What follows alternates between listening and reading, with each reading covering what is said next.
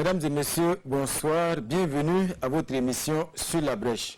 Sur la Brèche, ce soir, monsieur Guy-Olivier Ouedraogo, secrétaire général de la Confédération syndicale burkinabé CSB. Bonsoir, monsieur Ouedraogo. Oui, bonsoir. Et merci pour votre disponibilité. Alors, vous êtes professeur technique à la Société nationale d'électricité du Burkina, Sonabel. Vous êtes titulaire d'un certificat technique d'enseignement professionnel obtenu à Abidjan, en Côte d'Ivoire, en 1990, d'un diplôme d'ingénieur des travaux informatiques obtenu en 2008, d'un certificat supérieur en relation de travail obtenu en 2010. Alors, quand on regarde, on voit que vous êtes rentré très tôt dans le monde professionnel, notamment donc dans le milieu de la technique au niveau de la Sonabel. Alors, expliquez-nous, parce que déjà en 83, vous commencez à la Sonabel, vous aviez 22 ans à l'époque, pour ne pas trahir votre âge. Oui. Voilà, qu'est-ce qui explique si tôt que vous quittiez donc les bancs pour vous retrouver comme ça à la Sonabel en tant que technicien? Bien, je dirais que je me suis retrouvé à la Sonabel eu égard à certaines circonstances que, bon, je peux évoquer, qui étaient dues peut-être à certaines turbulences scolaires et autres, qui m'a amené effectivement, quand j'étais en première, à passer le concours de la Sonabel. Et c'est comme ça que je me suis retrouvé dans leur centre de formation. Qu'est-ce qui s'est passé? Est-ce que vous étiez turbulent? Rentrez dans le... Dites-nous ce qui s'est passé. En réalité, j'ai été recruté très tôt. J'avais déjà un peu, je crois, la fibre de leader. J'ai été détecté par certains courants qui animaient la vie politique burkinabé en son temps. Et dès l'âge de 17 ans, je faisais partie déjà de la Ligue patriotique du développement, de la Ligue patriotique, la LIPAD, et qui effectivement était un appendice du Parti africain de l'indépendance, le PAI. Et bon, on était plus dans l'agitation politique révolutionnaire. Et voilà un peu ça. Et vous vouliez voilà. chambouler tout. Donc, on nous disait que c'est ce qu'il fallait faire. Et effectivement aussi, cet engagement aussi m'a amené à des embrouilles un peu avec ma propre famille et tout. Et c'est sur un coup de tête que je me suis dit, eh ben, je vais voler de mes propres ailes. Et puis bon, je suis parti. J'ai passé le concours de la Sonabel et j'ai été premier au concours. Et c'est comme ça que je suis rentré au centre de formation. Mais ces embrouilles, ça se traduisait par quoi à l'école? Bon, c'est sûr qu'on ne travaillait plus assez. On passait plus le temps à Paspanga, à lire un peu, malgré notre jeune âge, le manifeste du Parti communiste, la révolution, et de temps en temps on était au centre culturel soviétique, où on regardait les films de la grande Union soviétique, donc on ne rêvait que de révolution. Et cela était quand même, avec le recul, si je pense bien, c'est pas aussi compatible avec un jeune esprit que nous étions avec les études. Est-ce que vous regrettez? Non, je regrette absolument rien. Honnêtement, je ne regrette absolument rien. J'ai beaucoup appris et tout ce que j'ai appris me sert aujourd'hui. Et vraiment, je ne regrette absolument rien parce qu'entre-temps, j'ai pu me rattraper dans la vie. Donc, vraiment, je ne regrette absolument rien. Et ça a été une école magnifique pour moi parce qu'aujourd'hui, quand je regarde certaines choses, je me rends compte que je les ai déjà vécues. Mais pourquoi vous n'êtes pas entré en politique alors? Non, je ne suis pas entré en politique, je suis resté au niveau du syndicalisme, principalement pour deux raisons. La première raison, je ne sais pas, mon papa m'a dit une fois, ne fais jamais de la politique. Je ne sais pas pourquoi, et avec le recul et avec l'âge, j'ai peut-être compris pourquoi il me l'avait dit. Peut-être que je suis quelqu'un qui aime trop dire ce que je pense. Je crois beaucoup à ce que je pense et j'agis en fonction de ce que je pense. Est-ce que vous pensez que pour faire la politique, il faut... Et peut-être que c'est un peu difficile parfois en politique de rester totalement fidèle à ses idées. Et je comprends souvent aussi les politiciens, c'est pas aussi simple que ça. En matière de politique, il faut se dire que l'art de gérer au niveau de la politique amène souvent à des compromissions et autres. Et il faut le reconnaître que si tu ne veux souvent pas te renier, il est extrêmement difficile de faire de la politique. Alors, M. Ouedraogo, en 1983, donc, vous entrez à la Sonabel. Oui. En tant que technicien, jeune technicien. Oui. À l'époque déjà, parce que là, c'est une carrière de technicien, oui. alors que vous veniez de l'enseignement général, voilà, est-ce que c'était pas déjà, parce qu'à l'époque, faire de la technique, c'était pas forcément le destin, en tout cas, auquel beaucoup de jeunes rêvaient. On avait plutôt envie de rentrer dans le bureau tranquille, avec une mallette. Voilà, ça faisait plus beau, disons. Non, je vous ai dit que ça vous tentait vraiment.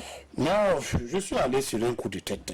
Honnêtement, je préfère vous le dire. Mais une fois que j'ai été là-dedans, vraiment, j'ai été très passionné. Honnêtement, j'ai été très passionné et vraiment, il faut reconnaître que ça a été un coup de dé, mais vraiment, je ne sais pas d'où c'est venu. Mais en tout cas, voilà, en croyant, je me dis que ça vient de Dieu. Et je pense que Dieu a très bien fait les choses, honnêtement. En tout cas, vous gravissez des échelons jusqu'à donc ce concours qui vous amène à Abidjan, en Côte d'Ivoire. Oui.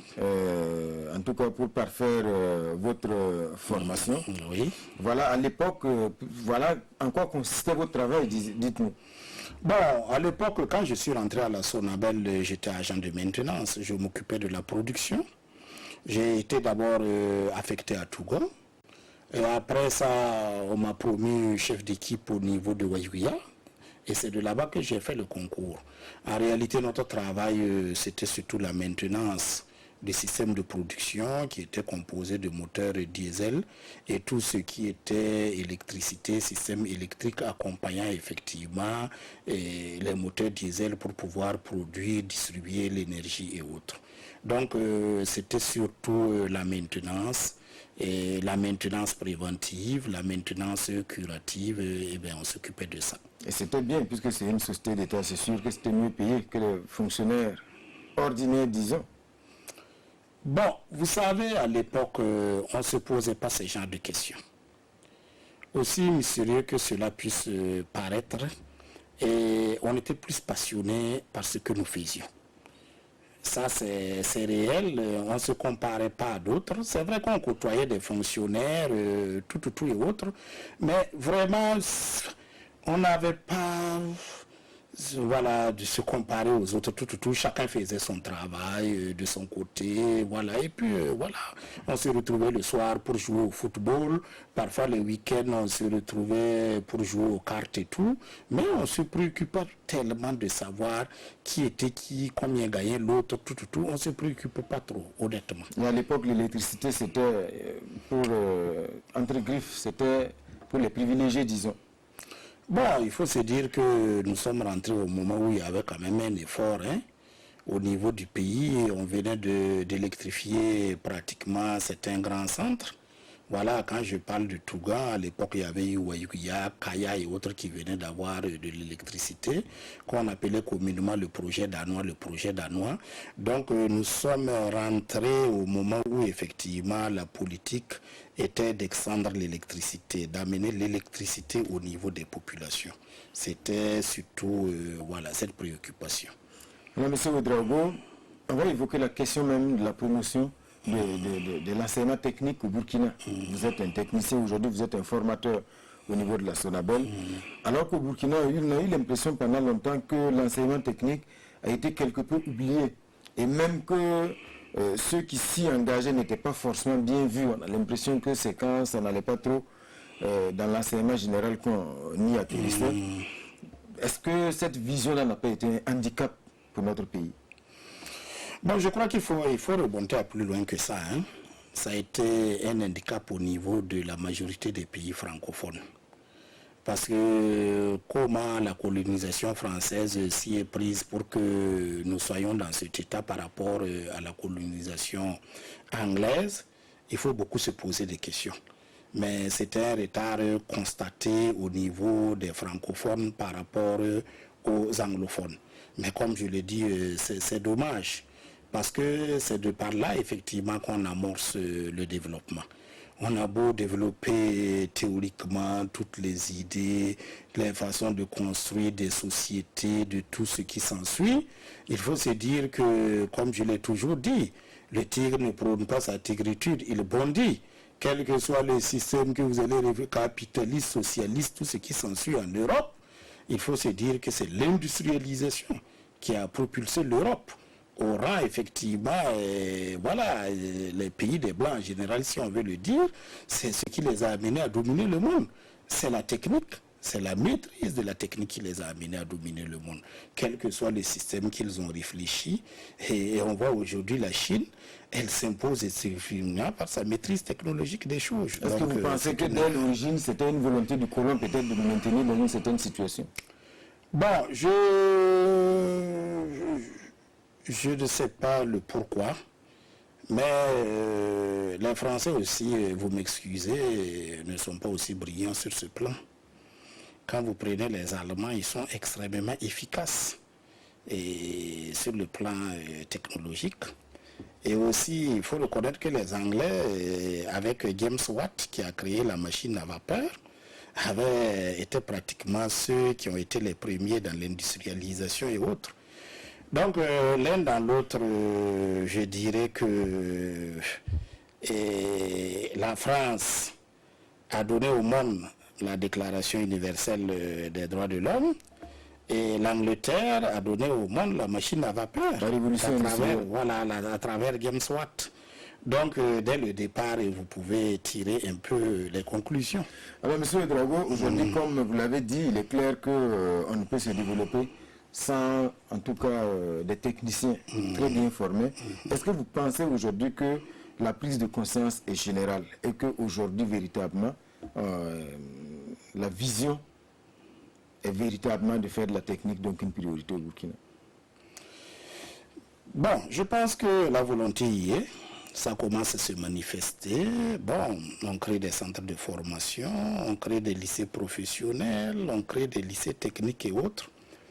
Mais je crois que le problème il faut reconnaître comment faire la socialisation de l'industrialisation. C'est une question extrêmement complexe parce qu'il faudrait que tous ces techniciens puissent trouver des débouchés, que tous ces techniciens puissent travailler effectivement dans l'industrie et pour que aussi nous, en tant que société, nous consommons ces produits industriels et que nous ayons foi à notre industrie.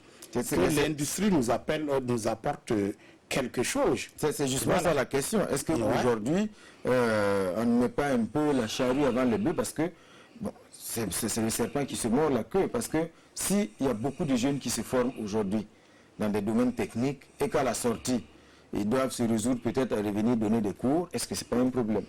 Bien, il faut distinguer deux niveaux de la formation technique. Il y a la formation technique qui est destinée effectivement à la mise en place et à la construction des infrastructures et tout ce qui s'ensuit. Ce dont nous avons besoin, ce qu'on appelle déjà les moyens, les facteurs de production. Il faut effectivement mettre en place des facteurs de production, de l'électricité moins chère, des routes qui sont accessibles, de la téléphonie moins chère et autres là-dedans, ces facteurs de production, de l'eau et tout. Donc effectivement, on en a besoin de beaucoup de techniciens pour effectivement contribuer à la mise en place de ces facteurs de production. Maintenant, une fois que ces facteurs de production sont mis en place, effectivement, ça va attirer des investisseurs. L'industrie va naître. Maintenant, effectivement, il y a deux niveaux. Si l'industrie naît, qu'est-ce que nous faisons de cette industrie? Il faut être clair. Si l'industrie est destinée à l'exportation et que nous avons les coûts les plus bas, nous exporterons. Si nous n'avons pas les coûts les plus bas, dans un premier temps, il faudrait que nous comptons sur la consommation nationale. Donc cette industrie doit répondre justement à un besoin de notre population. Mais on a ce problème aujourd'hui. Les fleurons de l'industrie aujourd'hui sont dans le creux de la vague. Quand vous prenez la Socico, vous prenez SAP Olympique, on peut les citer, hein, la SNCT, qu'on a beaucoup d'industries comme ça, qui sont des fleurons, mais aujourd'hui, qui ont besoin d'un coup de pouce parce que ça ne va pas trop. Mais bien sûr, c'est ce que nous parlons effectivement de comment faire effectivement pour que l'industrie réponde aux besoins de la société et que la société effectivement sache effectivement que ces industries-là sont un plus pour eux. Quand vous entendez les Burkinabés crier « nos enfants n'ont pas du travail, les enfants n'ont pas du travail », et ils partent payer du sucre venant de Chine, dont ils ne connaissent même pas la composition, que pour le dissoudre dans l'eau, il a besoin d'un marteau. Donc, alors que nous avons le bon sucre bio, qui est bien pour notre santé de Socico, il faut se dire qu'il y a un travail, voilà, pour que même les gens sachent la qualité de ce que nous produisons. Non. Le sucre peut être moins cher venant de Chine dans un premier temps, mais ta santé n'a pas de prix. Elle n'a pas de prix. Aujourd'hui, tout le monde le connaît que l'huile Citec a très peu de cholestérol. Voilà. C'est maintenant aux acteurs de faire de telle sorte à ce qu'effectivement les propriétés de cette huile soient connues, et même dans un premier temps, comme l'a fait l'Occident, il faudrait apporter des subventions, il faudrait aider, il faudrait donner des coups de pouce. C'est pas sorcier. Ça s'est fait aussi dans beaucoup de pays. C'est illégal, il y a des règles quand même de la sous-région de l'UEMOA et autres qui est liée donc à la concurrence, à la libre concurrence, qui font que l'État ne peut pas, voilà. Bien sûr, bien sûr. Quand certains ont atteint un certain niveau, ils ont édité des règles pour que d'autres ne deviennent pas comme eux. C'est aussi simple que ça.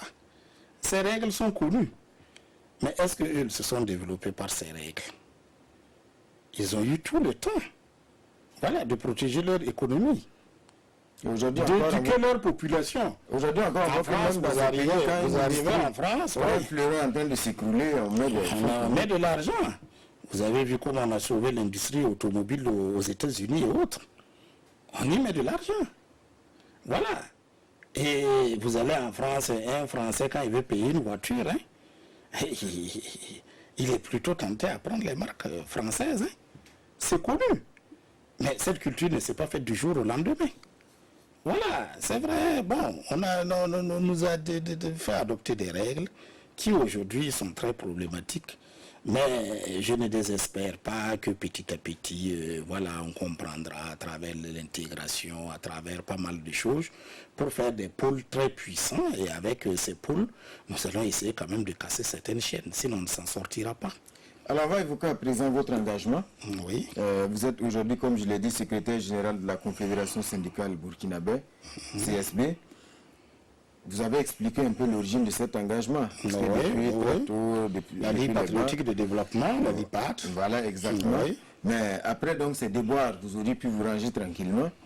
On a l'impression que partout vous êtes, vous êtes un agitateur. Bah, de ce côté, oui, et puis je m'accommode très mal de l'injustice. Je préfère le dire. Je m'accommode très mal de l'injustice. Donc, arrivé à la Sonabel, honnêtement, nous avons constaté certaines injustices en son temps.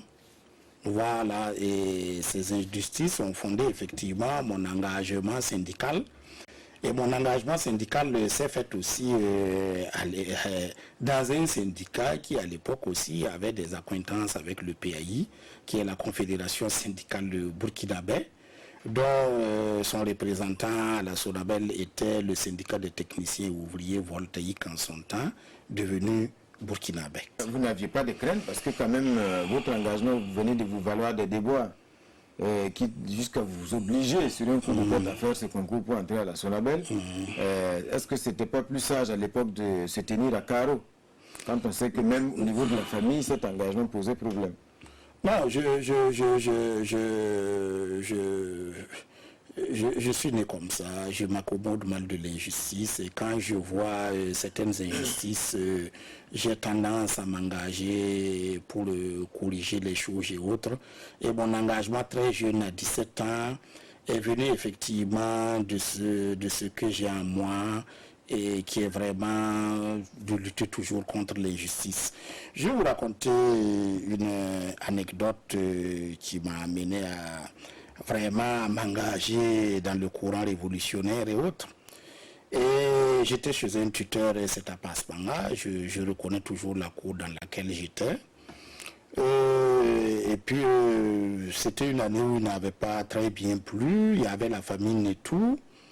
Et il y a un monsieur qui est venu, qui vendait des cordes. Les cordes qu'on utilisait effectivement pour puiser l'eau. Et personne ne voulait acheter ces cordes, mais il y a une femme de la cour, il y avait plusieurs maisons, il a demandé du tout pour manger et la femme lui a sorti le tout. Le tout était, il y avait déjà la moisissure qui était sur le tout et tout. Et quand même le monsieur s'est mis à manger ce tout avec la moisissure. Bon, j'ai regardé ça, ça m'a choqué, je ne sais pas qu'est-ce qui m'est arrivé, j'ai commencé à verser des larmes. Et c'est resté comme ça en moi. J'ai dit, je ne veux pas voir ça dans mon pays, tout et autres. Et c'est très jeune que ce choc-là me foudroyait. Et depuis lors, j'ai toujours cette image dans ma tête. Voilà. En tout cas, aujourd'hui, vous êtes donc secrétaire général de la CSP, qui fait partie aujourd'hui de la coalition des syndicats libres et indépendants du Burkina. On a envie de vous demander libre et indépendant par rapport à quoi? Non, c'est aussi simple ça. Même quand vous lisez la Déclaration universelle des droits de l'homme, nous sommes tous libres et égaux. Nous naissons libres et égaux en droit et en devoir. Mais on n'a pas besoin donc, de la liberté, les syndicats se constituent librement et autres. Il faut quand même le rappeler que la liberté, quand même, c'est un droit fondamental de l'être humain. Maintenant, l'indépendance, il faut la conquérir à tout moment. Et c'est là qui est un peu complexe. Voilà, l'indépendance. Comment effectivement rester indépendant. Et là aussi, il faut se battre. Parce que nous avons tous quitté le giron de nos papas, tout et autres là pour voler de notre propre zèle. Parce que l'indépendance aussi est une grande valeur qu'il faut, et puis aussi il faut le maintenir constamment. Donc il ne suffit pas de naître libre, il faut aussi conquérir son indépendance. Donc voilà pourquoi nous parlons de syndicats libres et indépendants. Et justement, quand vous dites libre et indépendant, quand on sait qu'aujourd'hui, quoi qu'on dise, le mouvement syndical burkinabé est traversé aussi par des courants. Oui. Et on l'a vu, le moins qu'on peut se dire, c'est que souvent vous n'êtes pas toujours sur la même longueur d'onde avec d'autres mouvements syndicaux. On l'a vu au sein de l'unité d'action syndicale. Oui. Voilà des divisions qui se sont affichées à la conférence sur la remise à plat des rémunérations. On l'a vu encore plus récemment en septembre avec donc, en tout cas le mouvement, l'appel en tout cas à la manifestation, la journée de protestation lancée par l'UAS pour dénoncer la gestion chaotique du pays. Vous êtes démarqué en tout cas de tout cela. Dites-nous quel est le problème, parce qu'au-delà de... Est-ce que c'est un problème idéologique? Qu'est-ce qui vous divise? Vous avez déjà la réponse. C'est purement une question idéologique. Vous avez deux grands courants qui sont nés du syndicalisme depuis la nuit des temps. Les débats se sont passés pratiquement en 1862. C'était la première internationale à Londres avec Karl Marx et autres. Bon, et quelques temps après, vous savez que la première internationale n'a pas tenu. Il y a eu la deuxième internationale qui s'est tenue en France, sous l'égide de Frédéric Engels. Je crois bien, si ma mémoire ne me trompe pas, c'était en 1889. Et là aussi, bon, quelques temps après, la deuxième internationale est partie en lambeaux. C'est dire que depuis l'industrialisation et depuis la théorisation de la lutte de classe par Karl Marx, à travers voilà, son approche scientifique de la lutte de classe et autres, bon, contrairement à ceux qui avaient une approche purement utopique. Donc ça a créé pas mal de problèmes. C'est vrai qu'au début, et beaucoup de travailleurs y croyaient, mais certains quand même, avec le temps, se disaient, est-ce que vraiment, voilà, la classe ouvrière qui, voilà, d'une manière ou d'une autre, écrase la classe bourgeoise, accapare des outils de production, évolue jusqu'à la société sans classe. Est-ce qu'il ne serait pas mieux de prôner plutôt le fait que ces classes-là peuvent quand même s'entendre et s'asseoir, discuter et s'entendre quand même sur un minimum. Donc c'est un peu le courant réformiste qui était effectivement né du courant révolutionnaire, qui était le courant authentique en réalité de la classe ouvrière. Donc on verra effectivement que de par leur pratique, ceux qui sont du courant révolutionnaire ont leur manière de faire, ceux aussi qui sont du courant réformiste ont leur manière de faire. Vous êtes des réformistes? Nous sommes des réformistes, nous sommes du courant réformiste. Vous n'êtes pas de la ligne des rouges?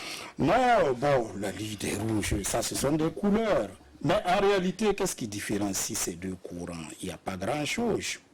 Il n'y a pas grand-chose. C'est parce que tout simplement, le courant réformiste accepte d'une manière ou d'une autre le libéralisme politique. Ils se disent qu'en réalité, bon, le choix des dirigeants d'une nation ou autre incombe avant tout au peuple. Et cette concurrence qui se passe entre les partis politiques pour que voilà, le peuple les élise ou pas, on trouve ça normal. Et toutes les libertés qui accompagnent en réalité le libéralisme politique ne dérange pas trop. Du reste, même ceux qui se disent révolutionnaires profitent de ces libertés d'association, de ces libertés d'expression et tout ce qui s'ensuit. Maintenant, nous avons un problème au niveau du libéralisme économique communément appelé le capitalisme. Et effectivement, le capitalisme pose problème. C'est une exploitation.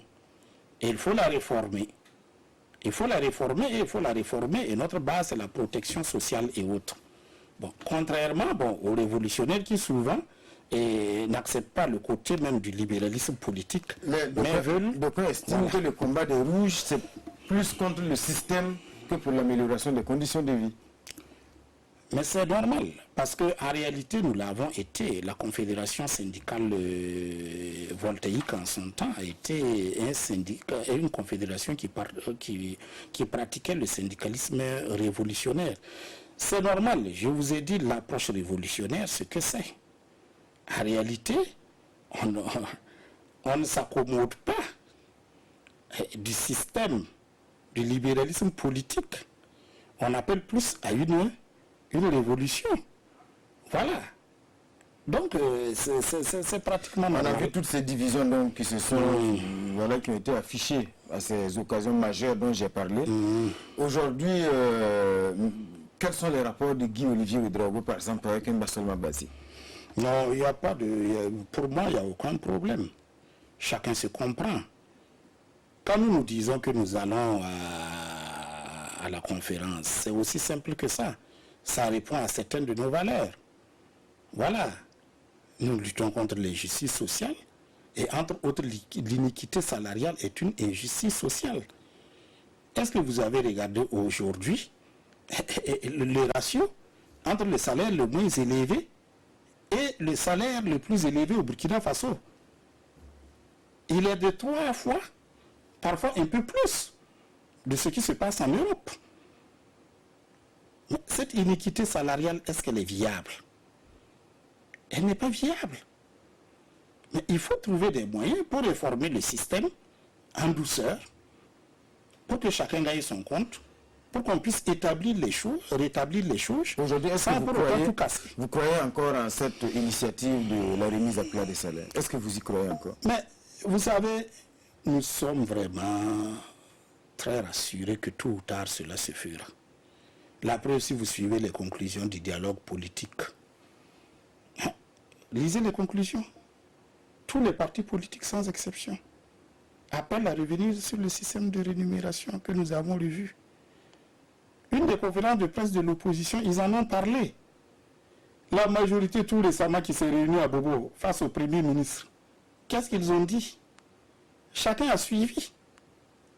Ça veut dire que dans la vie, parfois, il ne faut pas avoir raison trop tôt. Voilà, c'est tout ce qui nous est arrivé. Et nous ne démordons pas. Je vous ai dit le ratio aujourd'hui, je ne vais pas le dire ici sur ce plateau, parce que ça va créer un scandale. Mais est-ce que cette conférence a été un échec? Non, je ne pense pas que cette conférence a été un échec. Il y a eu une incompréhension entre ceux qui sont partis à la conférence. on a fait un très bon travail. Et nous sommes sortis de la conférence, nous n'avons touché au salaire de personne. Et aussi surprenant que cela a paru pour certaines personnes, c'est que cette conférence même devait, d'une manière ou d'une autre, améliorer les salaires de certains agents publics de l'État. Et l'incompréhension qu'il y a eu, c'est que le gouvernement, de manière cavalière, a pris des décisions qui sont contraires aux décisions de la conférence, sans s'en référer à ceux qui étaient à la conférence avec eux. Surtout que l'objectif c'était de finir avec le cas par cas. Et ça a créé la bruit. Effectivement, c'était en finir avec le cas par cas. Mais le cas par cas, on ne s'en sortira pas. Vous allez vous retrouver encore à aggraver les iniquités. C'est-à-dire que les travailleurs qui ont une capacité de nuisance plus élevée que d'autres se verront servir du caviar. Et d'autres n'auront même pas, je ne sais quoi, un pain sec. Voilà là où on s'acheminait. Pour nous, les réformistes, mais c'est grave. Cette situation est inacceptable. Mais quand du côté du gouvernement, on dit que, en tout cas, le processus n'est pas abandonné et que, en tout cas, tous les messages qui ont été véhiculés, c'est que le processus n'a pas été abandonné. Est-ce que vous y croyez encore? Bon, je ne suis pas quelqu'un qui parle en matière de croire. Je veux bien voir. Puisque le gouvernement dit que ce n'est pas abandonné, le gouvernement travaille là-dessus, je veux bien voir, c'est tout. Je ne peux être qu'un saint Thomas d'Aquin dans cette affaire. Voir pour croire. Voilà. En tout cas, de tout cela, ce que je peux dire, c'est que certains ont vu en vous des syndicats un peu trop conciliants avec le gouvernement. En tout cas, certains estiment que vous êtes... Non, c'est l'action du syndicalisme réformiste qui veut que la grève soit et notre dernière arme. Ceux qui le disent ne savent même pas de quoi ils parlent. Ce n'est pas une compromission. Notre confédération, nous sommes allés plusieurs fois en grève. Quand les routiers vont en grève, les routiers sont affiliés à quelle confédération? C'est la confédération syndicale burkinabé. Nos camarades de la culture sont allés plusieurs fois en grève. Tout récemment, au niveau de l'aviation civile, il y avait un préavis de grève. Mais le syndicat unique de la météorologie et de l'aviation civile est affilié à la confédération syndicale burkinabé. Mais nous n'utilisons pas la grève de la même manière.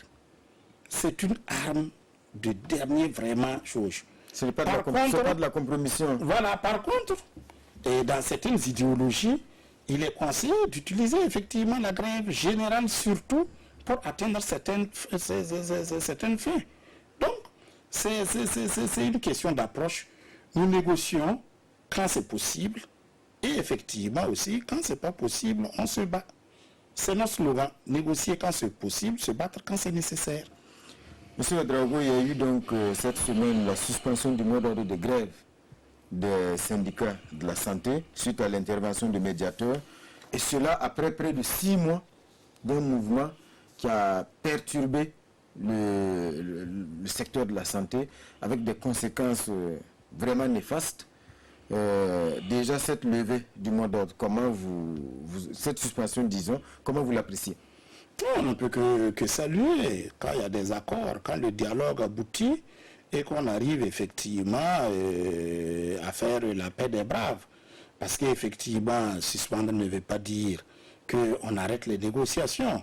On donne plus de chance à la négociation pour arriver sûrement à des résultats plus probants. Donc pour moi, effectivement, surtout dans le contexte burkinabé aujourd'hui, je ne peux que saluer mes camarades dont je comprends la justesse de la lutte, d'avoir sûrement dans un sens mis plus ou moins par une fibre patriotique, d'avoir procédé à la suspension de cette grève. Mais beaucoup estiment que cette suspension devait intervenir depuis, parce que beaucoup estiment qu'on est allé trop loin, parce que 6 mois dans un secteur aussi sensible que l'offre de santé, pour vous, est-ce que c'est les syndicats qui sont des extrémistes ou est-ce que c'est le gouvernement qui ne fait pas entre griffes son travail? Non, le dossier est extrêmement complexe. Il faut se dire que le dossier de la santé est un dossier extrêmement complexe. De gros, on ne peut pas dire un tel à ça, un tel à ça. Non, c'est un dossier complexe sur lequel les différents acteurs sont engagés. Et il est sûr et certain que quand le dossier est très complexe, on peut arriver à des luttes qui sont extrêmement dures. C'est surtout la complexité du dossier, voilà, qui est, je pense, qui a été à la base de tout ce temps de lutte extrêmement dure qui malheureusement vraiment a créé un grand tort à la population burkinabé. Et comme je le dis, aujourd'hui, cette suspension, pour moi, doit permettre effectivement de continuer une négociation de manière plus sereine. Mais de toutes les façons, cette lutte a donné l'impression également quand même à l'opinion et d'une manière générale à certains citoyens que en fait, leurs intérêts ne comptent pas parce que dans cette lutte, les victimes, ce sont les citoyens ordinaires, les citoyens lambda, dans les hameaux, dans les villages. On a vu des manifestations à Bobo-Dioulasso, des gens qui, en tout cas, dénoncent et l'attitude du gouvernement et l'attitude des syndicats, parce que ces gens-là se sentent aujourd'hui comme des laissés pour compte dans cette affaire. Est-ce que ce n'est pas vraiment quelque chose de préjudiciable à l'image même de la lutte? Non, bon, vraiment, je comprends. Je comprends le sentiment des populations, je comprends, c'est dramatique.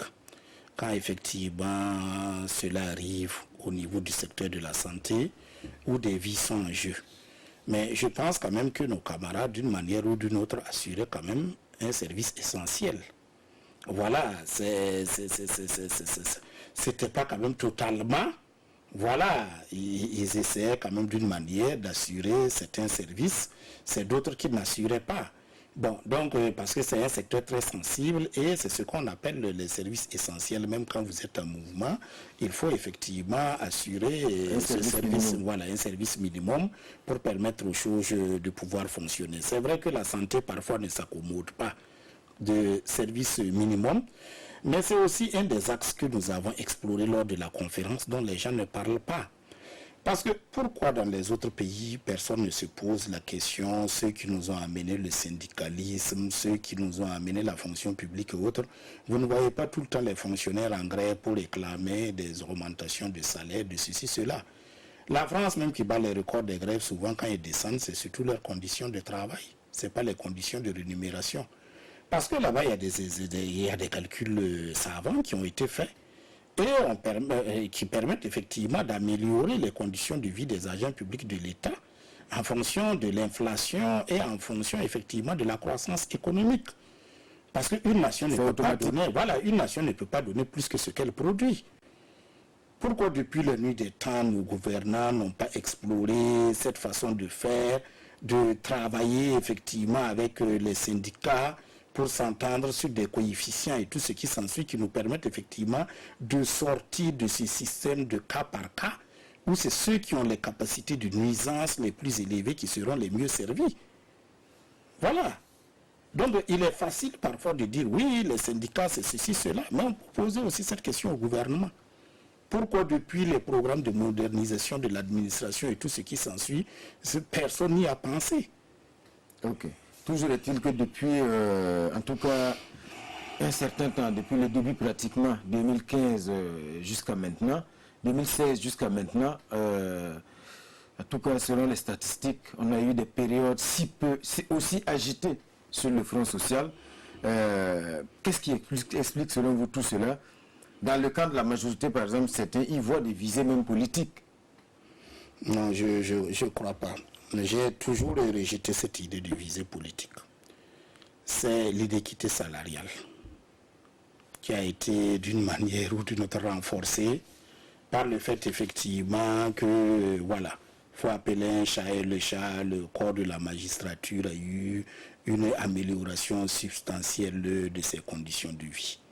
Et les autres corps, en le voyant, effectivement aussi, voilà, se sont lancés dans des luttes pour d'une manière ou d'une autre améliorer aussi, et aussi substantiellement leurs conditions de vie. Et on a ouvert la boîte de Pandore avec les magistrats. Bon, c'est ce que voulez-vous, il fallait passer à tout le monde. Et quand ça a été fait, effectivement, il fallait rapidement réunir tout le monde pour dire c'est fait. Mais voilà ce que nous pouvons faire pour vous, mais même si nous ne pouvons pas le faire tout de suite, nous pouvons le faire pour peut-être 1, 2 ou 3 ans. Et c'est ce que nous on a prôné dès le début. Nous avons dit qu'il ne faut pas faire l'approche au cas par cas. Dès le début, nous nous sommes démarqués de l'approche au cas par cas. Le gouvernement a fait son approche au cas par cas. Et c'est eux qui se sont rendus compte en tant que ça ne marchait pas. Et on est revenu à la conférence pour avoir une approche harmonisée. Encore là aussi, il y a eu un couac. Donc, il est clair que, voilà. Et vous savez, hein, on est dans le syndicalisme il y a longtemps. Depuis 1999, quand on a créé l'unité d'action syndicale, la question salariale se règle tranquillement au niveau de l'UAS. C'est là-bas quand toute intelligence, on gérait un peu les problèmes d'augmentation de salaire, parfois surtout de baisse d'impôts, tout pour améliorer les conditions de vie des travailleurs. Et aussi par l'acquis de certains avantages. Ce n'était pas sectoriel. Voilà, mais à partir de là, bon, les luttes sectorielles se sont développées. Chacun a créé, des syndicats se sont créés uniquement pour ça. Hein. Il ne faut pas qu'on se les cache. Il faut appeler un chat. Donc, que voulez-vous? Voilà. Monsieur Ouédraogo, on va évoquer à présent donc l'actualité. Oui. L'actualité très triste au Burkina Faso. Après donc cette attaque d'un convoi de la mine de Semafo, la mine de Bongo, qui s'est soldée par au moins 38 morts ainsi que des blessés et des disparus. Déjà, comment vous avez vécu ce triste événement? De manière très tragique. Si je vous dis que j'ai dormi la nuit, j'ai menti. Ce sont des camarades qui ont subi cette attaque. C'est des travailleurs comme nous. Et vraiment, ça a été beaucoup traumatisant pour moi. Donc, je profite de présenter mes condoléances aux familles attristées et un prompt rétablissement aux blessés. Pour moi, c'est une grande tragédie. Et on travaille pour gagner sa vie, on ne travaille pas pour la perdre. Voilà. C'est en tout cas une attaque la plus meurtrière que le pays a subie depuis donc, la première attaque en janvier 2016. On peut parler d'un véritable massacre parce que les victimes sont des travailleurs, des civils, comme vous l'avez dit tantôt. Comment on peut comprendre, si tant est qu'on peut comprendre, quel peut être le dessein qui se cache derrière un tel... Non, c'est une grande tragédie.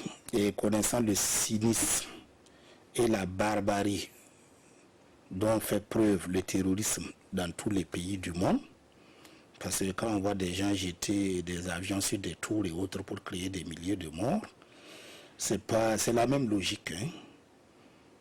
Tirer sur des cadres de travailleurs, c'est rien pour eux. Voilà. C'est des gens qui ont des mépris pour la vie humaine.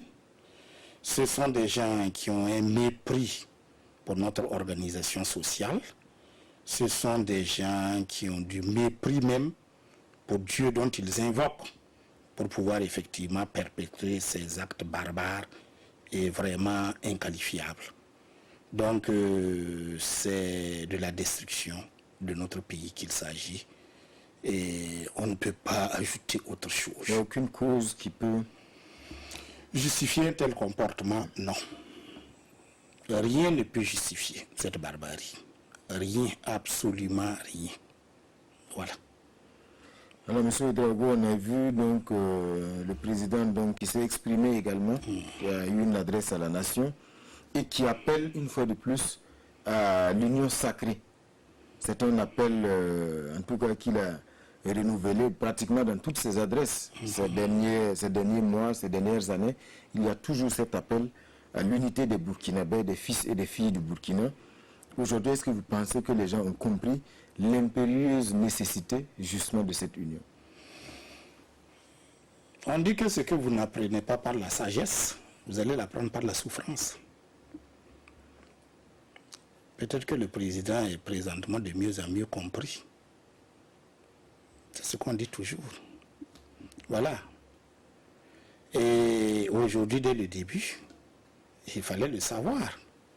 C'est tous les Burkinabés qui doivent s'engager dans la lutte contre le terrorisme. Parce que le terrorisme, il ne dit pas tu es de telle casquette, tu es ceci, cela, pour te tuer. Non. Ils tuent des Burkinabés, point. Êtes-vous de ceux qui pensent que les divergences politiques doivent se taire dans ce contexte? L'union sacrée est plus que nécessaire. Les divergences politiques, c'est pourquoi? C'est pour briguer, voilà, le vote des Burkinabés, pour être éventuellement la magistrature suprême ou pour gérer les choses de ce pays. C'est parce qu'il existe un pays. Il n'y a plus de pays. Les divergences sont où? Tu es pour faire aller à une campagne, je ne sais où, mitraille ta 4x4 où tu sautes sur une mine. Tes divergences sont où? Tu vas aller poursuivre les divergences là dans l'au-delà. Du reste, personne n'y est revenu pour dire là-bas si on fait des campagnes politiques. Donc, pour moi, il faudrait d'une manière ou d'une autre. Et nous avons nos divergences. Est-ce que c'est valable pour les syndicats? Oui, nous avons... Non. Pour moi, c'est valable pour les syndicats. Cette unité? C'est valable pour les syndicats. Il faudrait effectivement que nous puissions privilégier le dialogue en cette période et éviter effectivement les actions dures. Voilà, les actions qui fragilisent notre pays. Nous devons accentuer le dialogue. Et ça doit être compris autant du côté du syndicat qu'autant du gouvernement.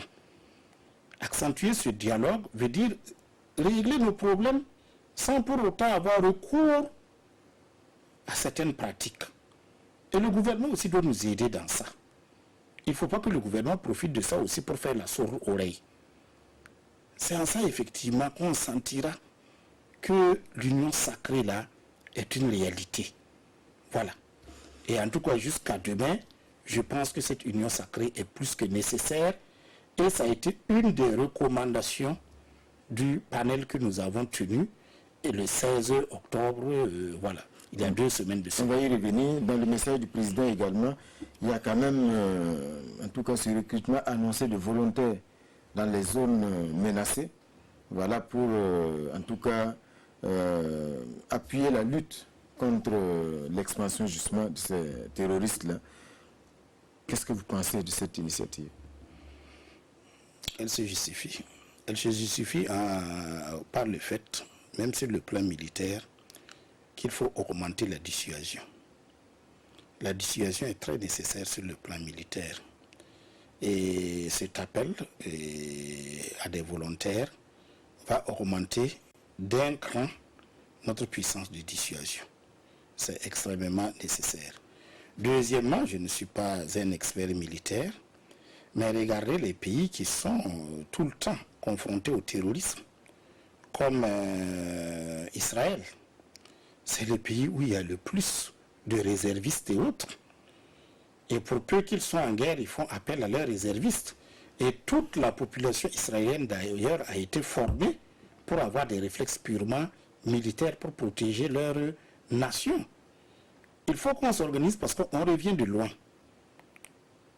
À notre temps, il n'existait pas uniquement l'armée que vous voyez, l'armée régulière en tant que telle.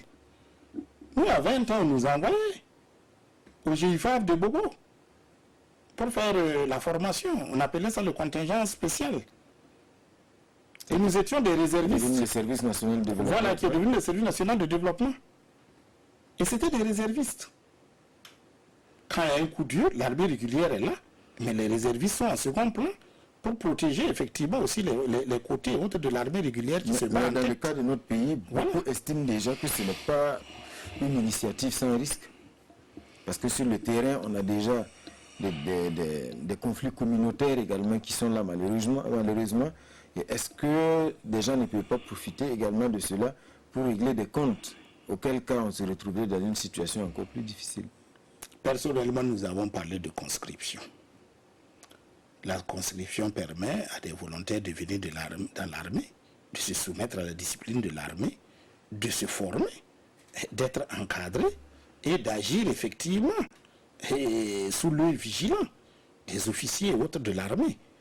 Donc je pense que tout l'encadrement nécessaire sera fait pour qu'effectivement ces volontaires-là puissent accomplir leur mission, voilà, et que nous puissions recouvrir notre paix le plus rapidement possible.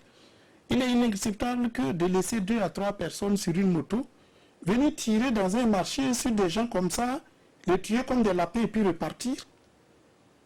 Qui peut accepter ça? Honnêtement, qui peut accepter ça? Parce que si aujourd'hui, on n'encadre pas ces volontaires, il est à craindre justement que des milices ne se créent comme ça, des armes circulant partout, autant eux, ces terroristes peuvent avoir des armes, et donc on ne peut pas sous-estimer l'intelligence de notre peuple. Les populations aussi peuvent s'armer. Et en ce temps, ce que vous créez là, c'est ce qui va se passer. Donc il faut savoir anticiper. Monsieur Ouédraogo, vous avez parlé du panel donc, que vous avez tenu. Oui. Et vous avez appelé à un effort de guerre parce que la mobilisation, elle est importante en termes de personnel, mais également il faut des moyens. Et vous suggérez donc une contribution volontaire, si je ne m'abuse, à cet effort de guerre. De quoi il s'agit exactement? Non, mais quand même, c'est étonnant. Vous vous rappelez que pour jouer au football ici, on a crié sur les toits, contribution, tout, pour jouer au football. Maintenant, pour nous défendre, on ne sait plus comment on fait, alors que la guerre a besoin de ressources. Est-ce qu'il faut tout le temps se balader, je ne sais où, pour chercher ces ressources? Qu'est-ce que nos parents nous ont appris?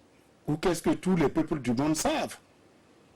Si on te lave le dos, lave-toi au moins la face. Ça, c'est le minimum. Ça va chercher dans la culture, dans notre culture. Concrètement, c'est quoi? Dans les salaires, on prélève ou ça consiste à... Ça consiste seulement à ouvrir dans tous les services et autres, là, bon, des caisses et autres, qui permettent à ceux qui veulent contribuer de pouvoir contribuer. Ça, c'est pour ceux qui travaillent. Mais à tous les niveaux, à tous les échelons. Mais vous croyez que les grandes nations peuvent gagner des guerres sans que leurs industriels et autres ne soient impliqués? Vous connaissez l'histoire de la Seconde Guerre mondiale. Hitler et puis les grandes firmes qui ont construit le matériel de guerre allemand à l'espace de 4 ans. Ce sont les industriels, ce n'est pas quelqu'un d'autre. Nous avons dit, nous ici, on n'a pas l'industrie, mais nous pouvons contribuer. Nous avons pris un exemple. 1000 francs par travailleur, par mois. Nous sommes 600 000 travailleurs du formel. Je ne parle pas de l'informel. Ça fait 600 millions. Public, 200 000. Privé, 400 000. Mais, ça fait 600 millions. En 10 mois, ça fait 6 milliards.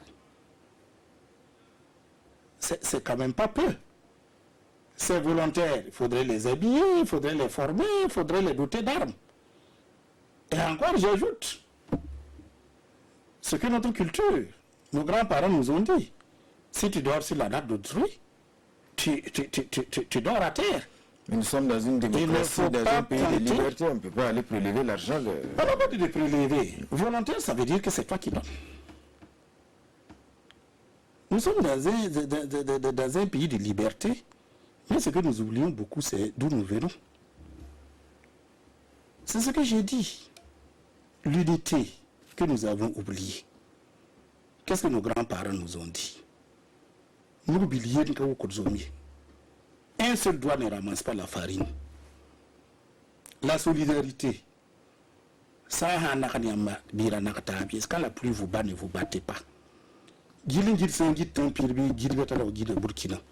C'est-à-dire que quand des lianes voraces entourent un bâtard, il faut vite le chaud parce qu'un jour c'est un prince que ça va prendre. Vous croyez que ces volontaires-là qui veulent les armes? C'est nous. Et je préfère que ce soit ainsi. Que quand les terroristes vont recevoir des balles, qu'ils savent que ces balles-là viennent de nous. C'est cela qui sera notre fierté. Voilà. Alors, M. Ouédraogo, dans cette lutte contre le terrorisme, il y a donc cette initiative, le G5 Sahel, depuis donc des années, le G5 Sahel qui a été donc mis en place. Cette semaine, il y a eu encore une rencontre des ministres du G5 Sahel à Ouagadougou. Malgré tout, on voit que le terrorisme, en tout cas, continue de gagner du terrain dans la plupart de ces pays, excepté peut-être la Mauritanie. Est-ce que vous y croyez aujourd'hui, ce G5 Sahel? Non, je crois plus au peuple. C'est au peuple avant tout d'assurer sa propre défense. Voilà. Et si des gens veulent nous aider, ils n'ont qu'à nous aider sur ce que nous voulons et ce que nous définissons. Mais aller nous asseoir pour définir les choses pour nous, ça s'est fait pour nos développements. Où on en est aujourd'hui, honnêtement. Donc on est en train encore, ça me fait rire. Bon, pour moi, vraiment, je n'y crois pas trop. Je ne sais pas, hein, je n'y crois pas trop. Il y a quand même 5 pays qui se mettent ensemble, des grands bailleurs qui annoncent des contributions à hauteur de milliards. Ça pourrait être quand même la panacée, n'est-ce pas, monsieur Bravo? Donnez vos 1000 francs par mois et vous verrez qu'il y aura des milliards. On n'aura pas besoin d'aller là-bas. Donnez vos 1000 francs par mois. C'est le prix d'une Beaufort. D'autres en boivent 3, 4, 5 chaque soir. On leur demande seulement une Beaufort par mois. Et puis ils verront qu'il y aura des milliards. On a besoin d'aller chercher ces milliards-là. Pourquoi? Honnêtement, si nous on le fait, l'informel qui va 4 millions, 5 millions, même si c'est 500 francs par mois, les industriels qui sont là, les grands commerçants qui sont là, aujourd'hui, voilà. Parce qu'on peut atteindre la mine encore. Mais ces industriels doivent prendre conscience.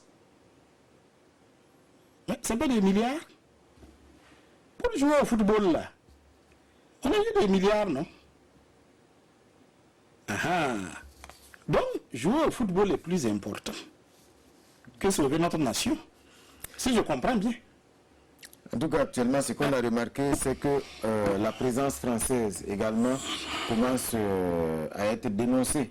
On l'a vu au Mali avec des manifestations. Récemment, il y a eu le sommet Russie-Afrique avec cette perspective, en tout cas au niveau du G5 Sahel et de nos pays, d'un rapprochement également vers la Russie.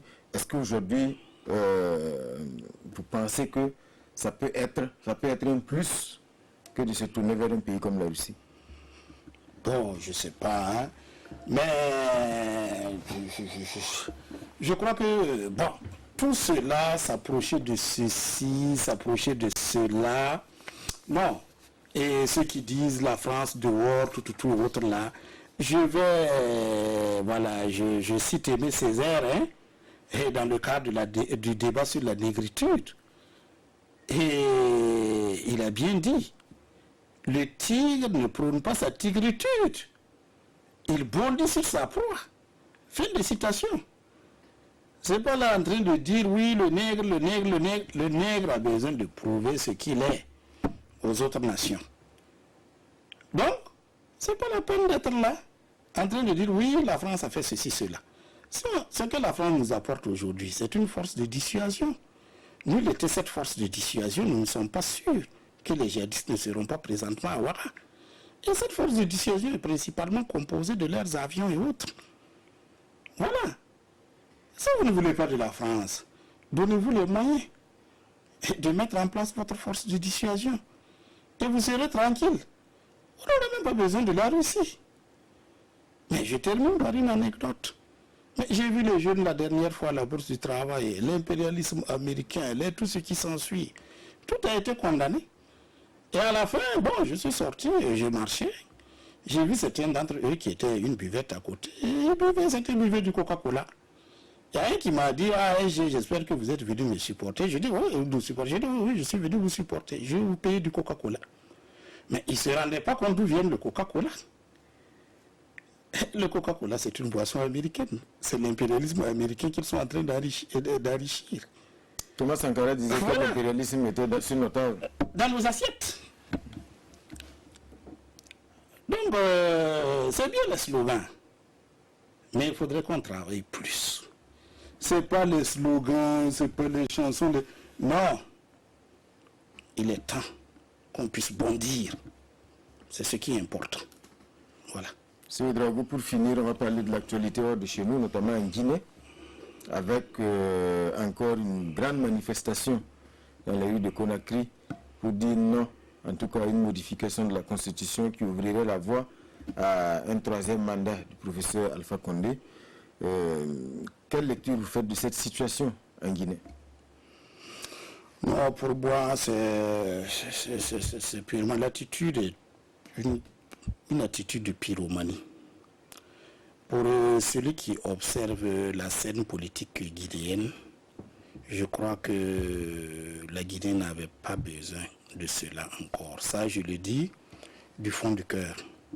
Mais il faut reconnaître qu'il y a un problème aujourd'hui, qu'il faudrait peut-être que ceux qui sont les grands politologues et autres essaient encore de se mettre à table pour bien regarder le fonctionnement des démocraties africaines. Parce que les démocraties africaines balbutient et n'arrivent pas à apporter le bien-être escompté par les populations. Ce qui amène certains à penser parfois qu'il faut peut-être même des dictatures un peu éclairées à l'image du Rwanda et autres. Peut-être certains à croire que je n'ai pas encore terminé mes chantiers comme au Niger. Bref, est-ce qu'il faut remettre en cause il y a un problème eu égard aux défis qui se posent à l'Afrique. Et je le dis, il faut repenser un peu la démocratie. Je ne dis pas, les deux mandats sont venus un peu du copier-coller de l'Occident. C'est bien ça. C'est bien ça. Ça colle à quelle réalité?